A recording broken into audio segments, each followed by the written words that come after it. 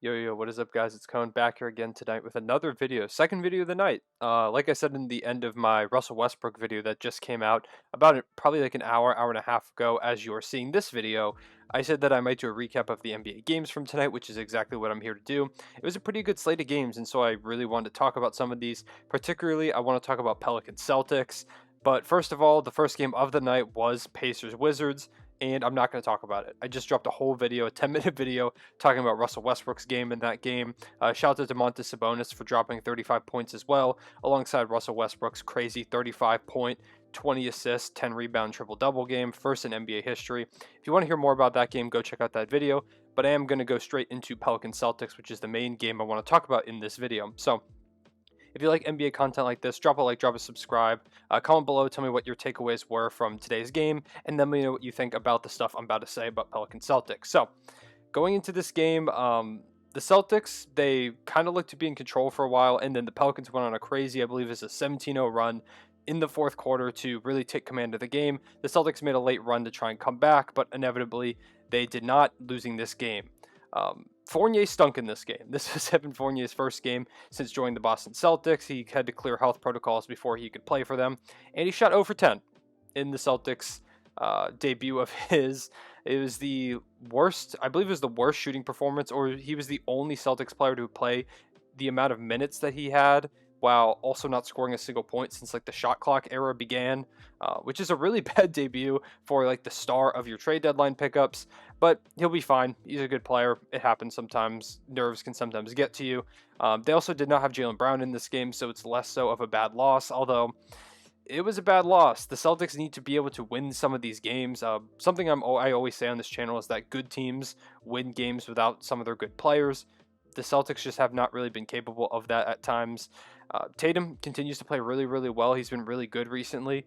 But it's so weird to see a team with so much success blow so many games that are winnable. It kind of reminds me of the Clippers last season that we saw. The Clippers have kind of fixed that issue now. There are still some issues sometimes, but it felt like last season the Clippers never really closed out when they should, and that's what this Boston Celtics team has kind of felt like a lot this season. We'll see how they continue playing. I really thought Marcus Smart coming back was going to be huge for the Celtics team. He's not been great since coming back. I thought he was going to be a lot more impactful, and I guess we're just going to have to see how it keeps going. If this season continues to be lost, there's going to be some massive moves made in the offseason, and so be on the lookout for a potential Celtics major shift in the offseason if things continue to go the way that they are. On the Pelican side of the ball, which is really what I want to talk about, I want to talk almost only about Zion Williamson. We could talk about some other guys. Brandon Ingram had a great kind of like dagger shot towards the end of the game that kind of put it out of reach, where he kind of got Tatum leaning and pull up mid-range. Just an incredible shot in rhythm, drilled it from the left elbow. Good for Brandon Ingram. He has been a clutch player a few times this season. There have been some other instances. I can think about once against the Thunder where he always bringing up the Thunder even when I'm not going to talk about them a ton in this video because we got blown out. But I can think about that instance and a couple others where Ingram didn't quite make the shot that he needed to make to ice the game. But tonight he did do that, and so that's part of his development. He has like clutch moments in the past. We could talk about that game against, I believe it was the Jazz last season, where him and Donovan Mitchell dueled, where he ended up helping the Pelicans close that game out. So he does have those moments. But I want to talk about Zion Williamson, because Zion Williamson is unlike any player we've ever seen, especially the way he's playing recently. Zion is one of a kind. I don't know if we'll ever see a player like this again, and we've never seen one before. He is dominant. And now, yes, there have been other players dominant like him, but it's his combination of athleticism, size, speed, just his ability to get past anyone at any point, and a combination of not just power, but finesse at times. It's incredible to me. And his hype really died before the season. It's starting to build back up now that he's playing really well, which he has been all season, but especially recently, he's really started to climb up the ranks of NBA players, but the hype is starting to build again. I'm not sure entirely why it died. I think it's just because he wasn't really the shiny new toy to the NBA media. LaMelo Ball came into the league as a big name, and that media kind of shifted over to him. But Zion's back. Zion is all over the place, and he deserves to be. On the season, he's averaging 26.3 points per game. And I don't think many people know that. I don't think many people know how good he's truly been. If you had told me right now that Zion was averaging 26 points per game before the season, I would have been shocked, because I pictured this season as like a smaller step up. I pictured him as like a 24, 25 point per game type guy. 26 and continuing to climb due to his great performances was beyond what I thought he was going to do this season. And that's on me. Zion's incredible. I shouldn't have doubted it at all. But it's also the efficiency at which he's doing it. 62.8% shooting on the season. 62.8%. Now, given he doesn't shoot a lot from the outside, most of his shots come at the rim, but that also means that you should be able to game plan for that, right? Well, you can. It's not going to matter. Zion gets to the rim whenever he wants. You can't stop him because, like I said, he has a unique combination of power, finesse, athleticism. He's sneaky fast for a guy that weighs 280 pounds. Even though he is an incredible athlete, he can obviously jump out of the gym. But he makes some really acrobatic finishes too. He has a lot of finesse around the basket. There are a lot of times where he'll kind of bulldoze into you to get you to bounce off, and then he'll have like a little flick up at the rim. And it's very impressive to watch, his ability to slow down in the air and get those finishes to go. Obviously, as a super strong guy, a lot of weight, he's able to finish a lot of and ones, and you just can't stop him. He's impossible to stop. The other night, Rick Carlisle called him Shaq-like, and he's right. The only difference is Shaq was 300 pounds and 7 feet tall, which helped his dominance. Zion is 6'7", given he's 284, and even 6'7", 284 is not a huge knock on an NBA player. That's still a massive guy. But it's not like he's Shaq size out there. It's not like he's dominating because he's 7 feet tall and 300 pounds. He's dominating because he's good. He's just really, really good. The athleticism, the size, they help, but he uses it so well. There are some players who are gifted with size, they're gifted with athleticism, and they don't use it properly. Zion uses it properly and some. Like I said, he's going to bulldoze into you, and you're going to get called for the foul, because there's no way you can get in front of him in time to cut off his driving lane, because he's so fast, and he's so able to switch direction so seamlessly, and it's so quick. You can't anticipate which direction he's going to go because at any moment he could switch the other way. He almost plays like a point guard. He's got better handles than you might think, and he does almost everything right. And he's 20 years old. 20! He's not like a 23, 24-year-old where he's like a few years away from his prime. This is him at 20 years old. What is he going to be like at 28? I don't think it's out of the realm of possibility that Zion could average over 30 points per game at some point in his career. That's how good he is. The three-point shot can continue to come along too, because even though he shoots less than one attempt a game, he shoots around 35% from there, which even with such a low sample size, that's still pretty good for a guy who is known as a guy who just goes to the basket. He's not like a Giannis where he spent most of his career being like a 30% shooter, under 30% shooter. He's around 35%, and given when he does shoot more volume, that might go down, but he's shown that he can knock them down. And so you still have to kind of respect him out there, even if he's not going to shoot them, which also makes it difficult to guard him when he finally decides to go to the rim and just destroy your team on the inside. The Pelicans are Zion's team. Ingram's really good, but this Pelicans team is and should be Zion's team. This team is so much better when Zion takes control, and the Pelicans are finally figuring that out. There were so many games in the early parts of the season where I was looking at this Pelicans team, watching them play, and I was like, why is Zion not touching the ball more? There should be very few nights where Zion isn't taking the first or second most shots. Most nights, Zion should be shooting the ball the most because he gets you high percentage looks, and more than not, he's going to get to the free throw line, and he's going to put the ball in the basket one way or another. They are better when he takes control, and I'm so glad the Pelicans are finally figuring that out, and if they want to make the playoffs and continue to be a up-and-coming team, they've got to hand Zion the keys. Ingram, really good. He was your all-star last season. Zion is better, and you have to give Zion the keys to this team for the future, like they should. I think it's obvious they should as the number one overall pick. It was called the Zion draft for a reason. His hype was real, and it's only getting more hyped as he continues to ball out. He killed the Celtics tonight. They couldn't stop him. And I know there's the whole thing where the Celtics don't have a competent big man to stop him, but it doesn't matter. You could put anyone out there, and Zion's going to bulldoze through them because no one can stop him. So he's a super unique player. He's really fun to watch. And if you're still on the train of people that don't like Zion because of the hype he got last season, get off that. Go watch Zion play, and you'll stop hating him almost immediately. So that's about all I have to say about the Pelican Celtics thing. I went on longer during that rant than I thought I was going to, but that was the main game I really wanted to talk about. I felt like Zion is someone who I've been meaning to talk about for a while, and so this finally gave me an opportunity to do so.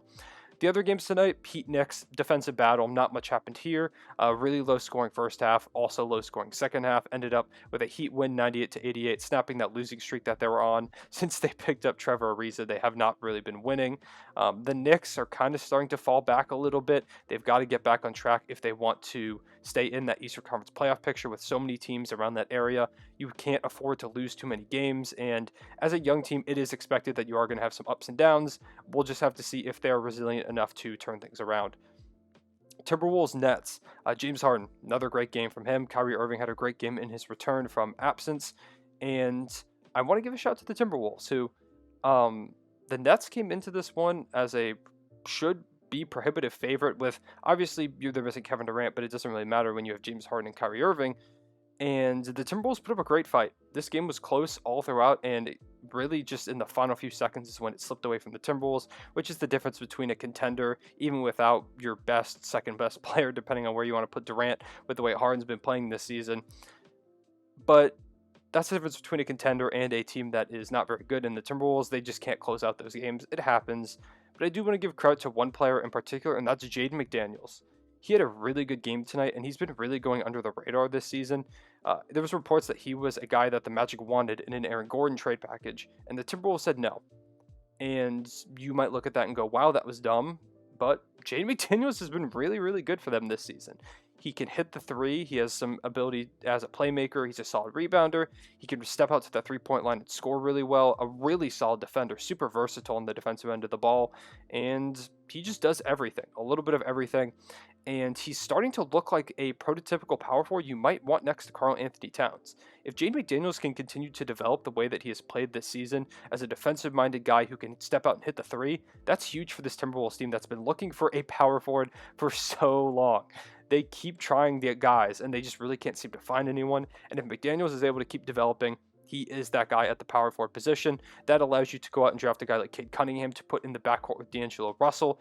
And if you can end up with a starting lineup down the line of Cade Cunningham, because the Timberwolves are the worst team in the NBA right now, if you can end up with a starting lineup of Cade Cunningham, D'Angelo Russell, you could throw in Anthony Edwards there at the three, Jaden McDaniels, and Karl Anthony Towns. If McDaniels is able to develop, that's a scary core. So the Timberwolves do deserve credit, even though they lost tonight.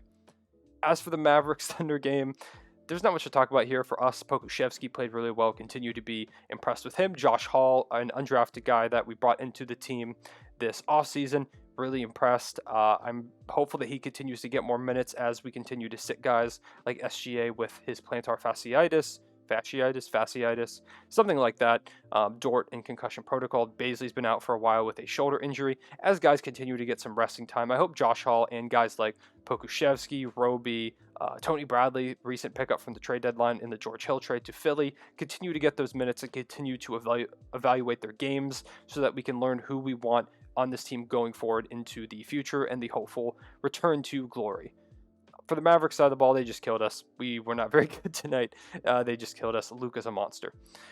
Pistons, Raptors. The Raptors are bad. They continue to be bad, and they're going to get a top pick. And I think that if they're able to get some solid pieces for Kyle Lowry in the offseason, if they do decide to sign and trade him, if they're able to pick up a top prospect alongside that, this team could retool very quickly. They've got good players like OG Anunoby, Pascal Siakam, Fred VanVleet, a solid core. You've thrown a guy like Gary Trent Jr., who hasn't been great since he's joined the Raptors, but he's continuing to try and figure himself out. He's in a new situation. It's going to take some time to adapt. Going from a corner of the United States in Portland to the opposite corner in Tampa Bay, there's a lot of adjustments to be made there, not to mention fitting in with a new scheme, new teammates, new coach. There's a lot to fit in there, and I think eventually he's going to settle in, and he is an important part to their future. This Raptors team could be really good really soon again, depending on which prospect they get, where they end up in the lottery, all that stuff, obviously. The Pistons side of the ball, they got to win. Good for the Pistons. Cool to see them get a win. Shout out to Dwayne Casey getting a win over his old team. Even if he doesn't really care about that, it's cool to see. Saban Lee, Sadiq Bey, guys that have been playing well for this Pistons team all season, continued to play well, and they deserve a shout-out. Grizzlies, Rockets, Jonas Valanciunas is really the story of the game. For the Rockets, it's Jae'Sean Tate, 24 points, good for him.